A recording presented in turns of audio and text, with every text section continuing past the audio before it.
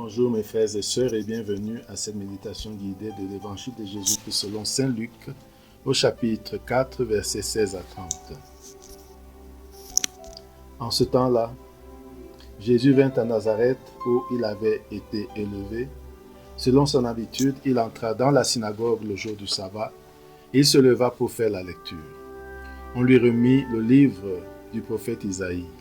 Il ouvrit le livre et trouva le passage où il est écrit « L'Esprit du Seigneur est sur moi, parce que le Seigneur m'a consacré par l'onction. Il m'a envoyé porter la bonne nouvelle aux pauvres, annoncer aux captifs la libération et aux aveugles qu'ils retrouveront la vue, remettre en liberté les opprimés, annoncer une année favorable accordée par le Seigneur. » Jésus referma le livre, le rendit au servant et s'assit. Tous dans la synagogue avaient les yeux fixés sur lui. Alors il se mit à leur dire « Aujourd'hui s'accomplit ce passage de l'Écriture que vous venez d'entendre. » Tous lui rendaient témoignage et s'étonnaient des paroles de grâce qui sortaient de sa bouche. Il se disait « N'est-ce pas là le fils de Joseph ?» Mais il leur dit « Sûrement vous allez me citer le dicton « Médecin, guéris-toi toi-même » et me dire « Nous avons appris tout ce qui s'est passé à Capharnaüm. Fais donc de même ici dans ton lieu d'origine. » Puis il ajouta « Amen, je vous le dis, aucun prophète ne trouve un accueil favorable dans son pays. En vérité, je vous le dis, au temps du prophète Élie, lorsque pendant 3 ans et demi le ciel retint la pluie et qu'une grande famine se produisit sur toute la terre, il y avait beaucoup de veuves en Israël. Pourtant Élie ne fut envoyé vers aucune d'entre elles, mais bien dans la ville de Sarepta, au pays de Sidon, chez une veuve étrangère. Au temps du prophète Élisée, il y avait beaucoup de lépreux en Israël, et aucun d'eux n'a été purifié, mais bien Naaman le Syrien. » À ces mots, dans la synagogue, tous devinrent furieux. Ils se levèrent, poussèrent Jésus hors de la ville et le menèrent jusqu'à un escarpement de la colline où leur ville est construite pour le précipiter en bas. Mais lui, passant au milieu d'eux, allait son chemin. Mes frères et sœurs, cet évangile à la fois intéressant, important et complexe nous raconte l'histoire de Jésus qui retourne chez lui dans son village ou sa ville de Nazareth et les péripéties de ce retour. Ce retour nous apprend plusieurs choses.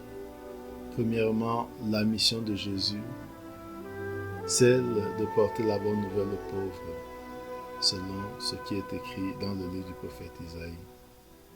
Deuxièmement, l'émerveillement des gens de son village. Et il semble que Jésus rame à contre-courant, puisqu'il leur rappelle qu'un prophète n'est pas bien accueilli chez lui. Et avec exemple à l'appui, il leur montre qu'il n'attend rien d'eux en termes d'éloge, en termes d'accueil, en termes de reconnaissance. L'autre point est que le peuple est furieux et veut le faire périr. Et lui, passant au milieu d'eux, va son chemin. Essayons d'entrer dans ce texte. Méditons ce texte. Entrons en prière. Au nom du Père et du Fils et du Saint-Esprit. Amen. Prenons conscience de la présence de Dieu et de notre présence devant Dieu.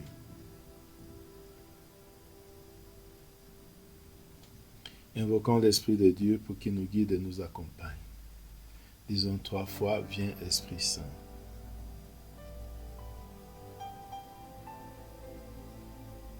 Demandons la grâce du jour, la grâce d'accueillir Jésus tel qu'il est, de reconnaître sa mission la grâce de nous laisser accueillir ta bien. La grâce de nous laisser accueillir aussi par Jésus. Maintenant, composons le lieu. Imaginons la ville de Nazareth où Jésus a été élevé, où il a grandi. Visualisons le sanctuaire, la synagogue de Nazareth. Synagogue, le lieu où se réunissent les Juifs le jour du sabbat. Voyons ce jour du sabbat où Jésus, étant dans son village de Nazareth en Galilée, entre dans la synagogue le samedi. Vivons l'ambiance de ce samedi dans la synagogue. Regardons l'enfant du village entrer, l'admiration de ces gens. Voyons qu'il est invité à lire et à expliquer l'Écriture. Voyons Jésus qui monte sur l'estrade. Voyons qu'on lui remet un rouleau, le rouleau d'Isaïe. Et voyons-le chercher la page où il est écrit. Et lisons-le avec lui. L'Esprit du Seigneur est sur moi, parce que le Seigneur m'a consacré par l'onction. Il m'a envoyé porter la bonne nouvelle aux pauvres, annoncer aux captifs la libération et aux aveugles qu'ils retrouveront la vue, remettre en liberté les opprimés, annoncer une année favorable accordée par le Seigneur. Écoutons cette lecture avec tous les membres de la synagogue.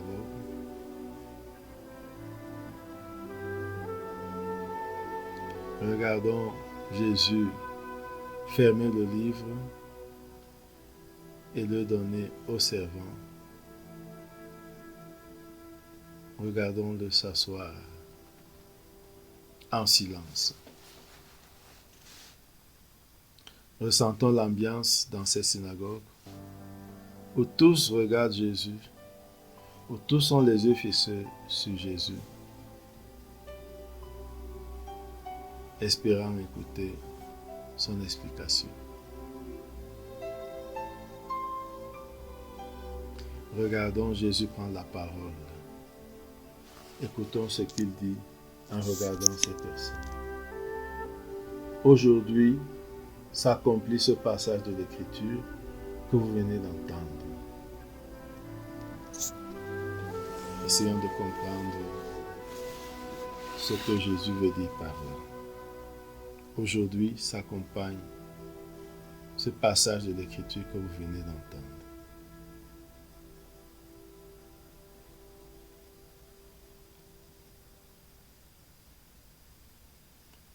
Regardons Jésus et percevons en lui le sens pratique de sa mission.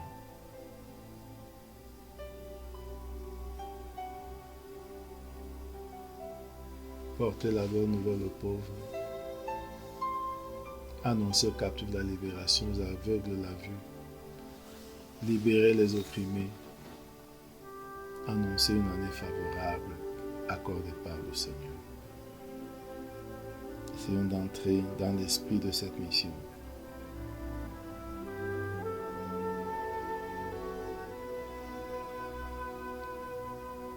Regardons les gens qui sont là et qui écoutent Jésus. Écoutons certains lui rendre témoignage. Regardons, écoutons d'autres qui s'étonnent des paroles de grâce qui sortent de la bouche de Jésus.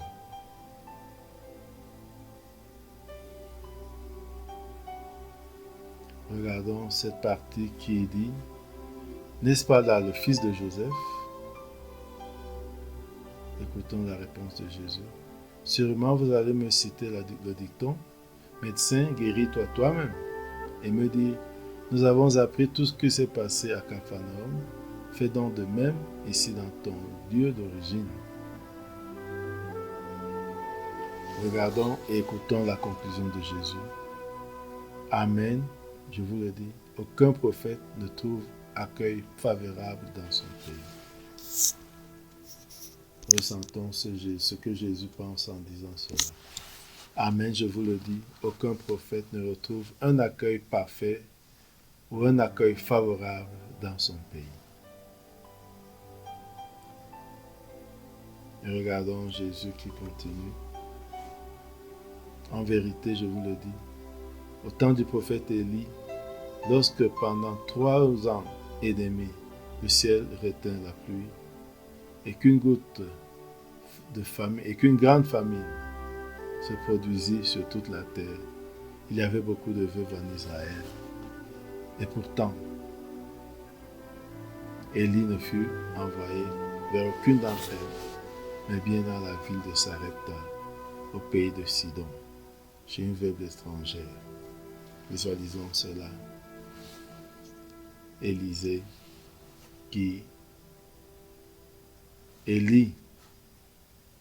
visualisons cela. Élie,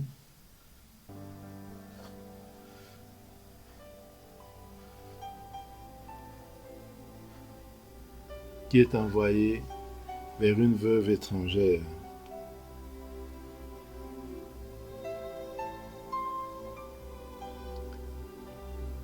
Regardons et visualisons aussi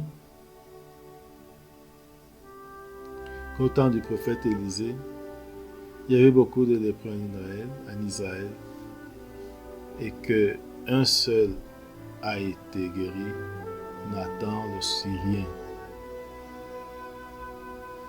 Regardons Jésus démontrer que c'est normal et naturel qu'un prophète ne soit pas bien accueilli chez lui.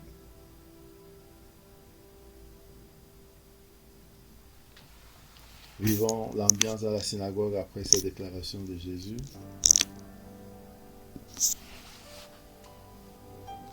Ressentons que les gens sont furieux.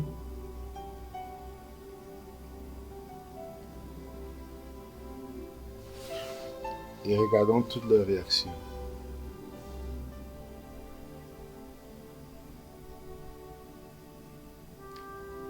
Regardons Jésus et entrons en dialogue avec lui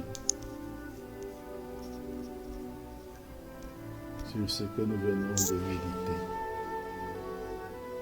et sur ce que cela suscite en nous. Parlons avec Jésus comme un ami parle avec son ami.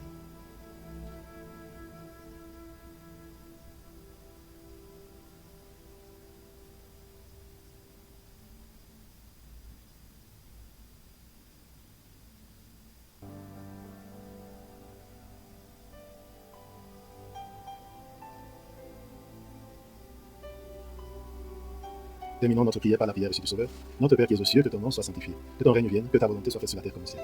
Donne-nous aujourd'hui notre pain de ce jour. Pardonne-nous nos offenses comme nous pardonnons aussi à ceux qui nous ont offensés. Et ne nous laisse pas entrer en tentation, mais délivre-nous du mal. Amen. Au nom du Père et du Fils et du Saint-Esprit. Amen. Bonne journée.